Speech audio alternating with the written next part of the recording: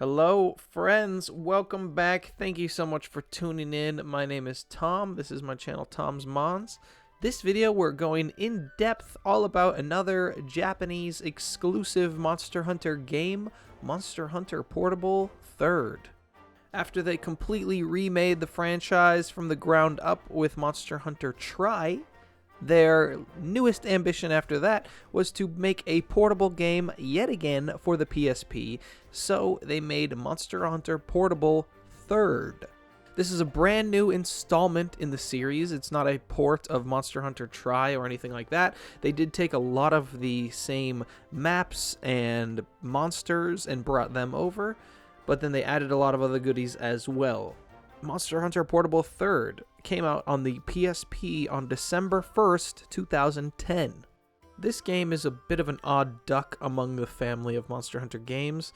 It actually also got an HD version of the game that came out on the PS3 August 25th, 2011. And those two versions are identical. So anything that I talk about for Monster Hunter Portable 3rd, that is also the case for the HD version on the PS3. Now, let's get into it.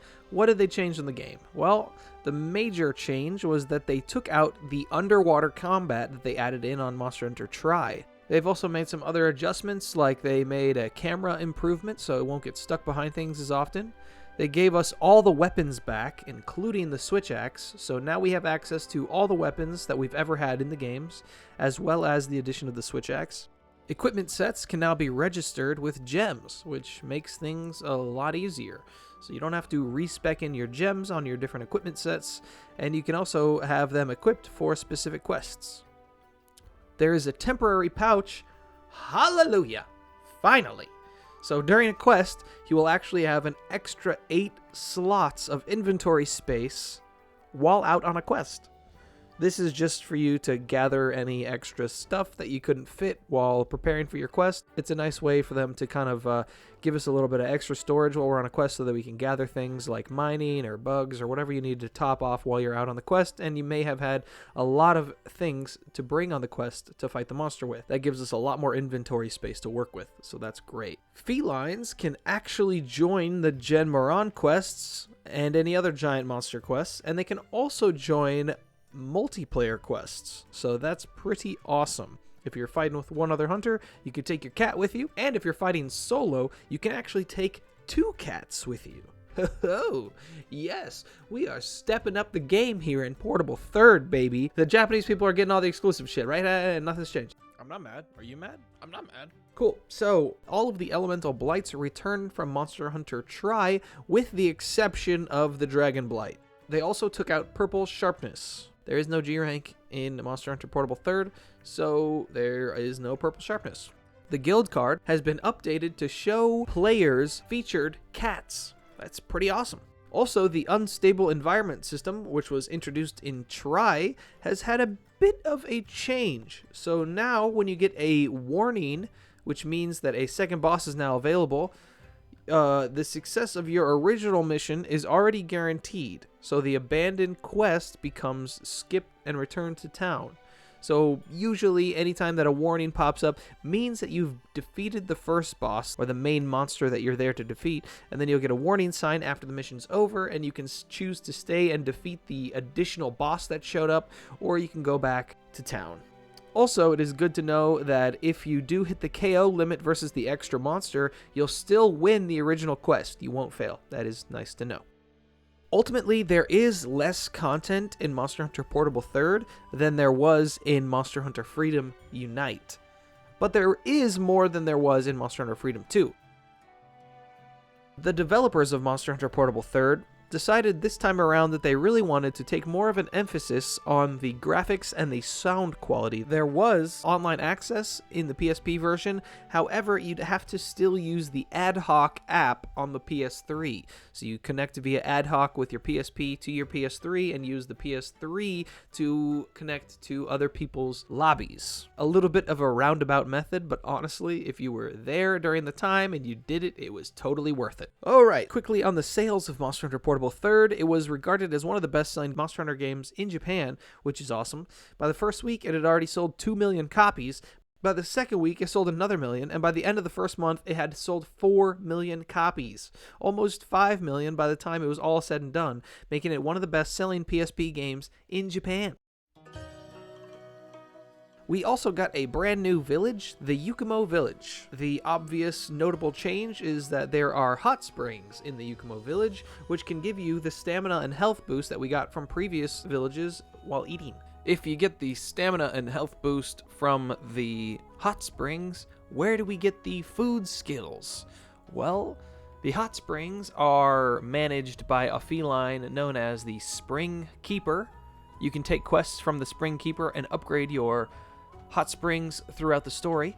And if you would like the food skills, they can be obtained from a feline named the Drink Seller. He'll actually sell you drinks, and a different combination of drinks will acquire you different you'll get different skills. The Yukumo village was not the only thing that got an overhaul. The Yukumo farm also got an update. The Yukumo farm basically kept a lot of the things as they were from older farms, but they gave us one new update, which was really nice, the gigantic BBQ spit. So it let us cook up to 10 raw meat in a single session. Thank God, because yeah, it's really annoying having to go out and bring raw meat just to cook it, or carve up some raw meat just to cook it in the middle of a quest. It just helps out a lot being able to cook raw meat at your farm. It's so much nicer. They also gave the felines a way to go out on hunting quests, so the hunters can actually send the felines out on quests, and they'll come back after your quest is over and bring back other materials. The palicos can also perform training exercises from the farm, and it also has things such as an upgraded way to fish and mine.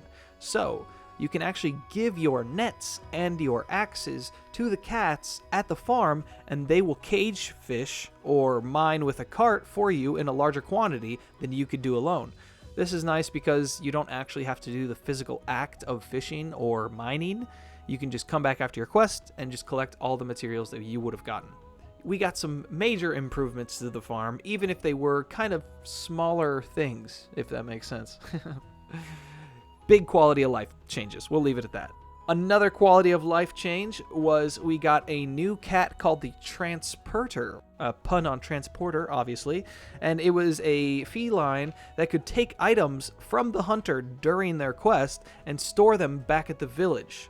The service was only offered once per quest, but if you did collect a lot of things that you weren't really needing during the quest, you could head back to your camp and you could talk to the transporter, and they'll take the items that you don't want back to your village. Very handy. Alright, let's talk weapons in Monster Hunter Portable 3rd.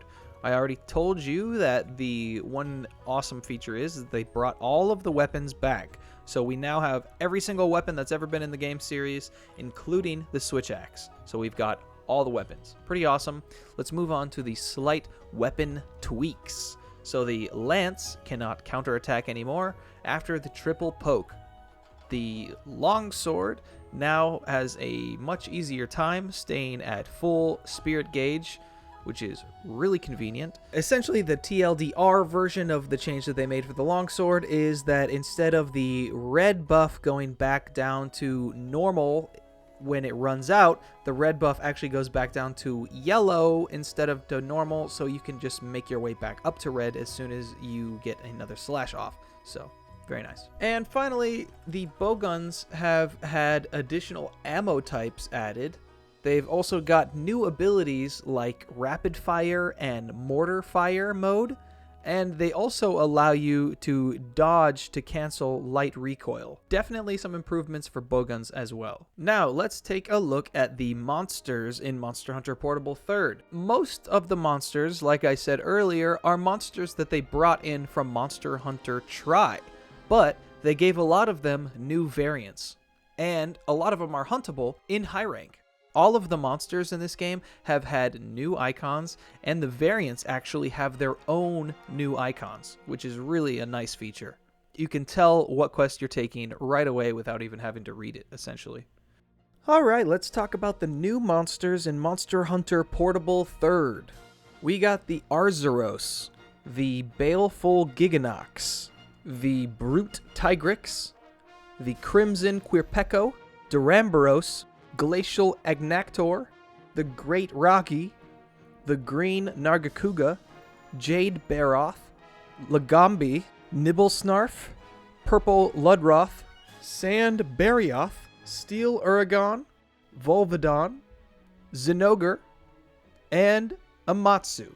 A lot of the monster behavior changes were kept from Monster Hunter Tri, as well as the stamina system for large monsters. So every time a large monster attacks, it uses a little bit of that stamina that they have, as well as things from the hunter like impact damage, dung bombs, and certain ammo will also deplete the monster's stamina gauge. Once the monster is out of stamina, it'll become tired, slow down, and it may even fall over after charging. It also can't really use things like projectile attacks. Each monster has their own way to recover stamina. It might go search for food somehow by eating another monster, or eating something that can help it recover some stamina. If you happen to interrupt it while it's trying to recover stamina, you can actually prolong the time that the tired state lasts. Well, that's pretty much all the information I have for you, friends, on Monster Hunter Portable 3rd, Japanese exclusive. You can play the game if you download an English patch of the game, or just decide to play it without the English patch on a PSP if you have a modded PSP. Also, the last bit of information that I'll give you is that on the PS3 HD version of the game, it actually automatically has the ad hoc party functionality / connectivity built in.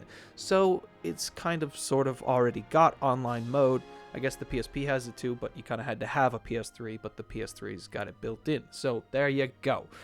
Anywho, that's the last of it, my dudes. Thank you very much for tuning in. If you stayed all the way to the end, definitely please let me know your favorite part about this game. Also, hit that like button. It really does help me out a lot. Maybe consider subscribing if you do enjoy the series and you want to stick around for more. Any and all help is much appreciated, as I am a growing YouTube channel. Thanks, friends. Take care.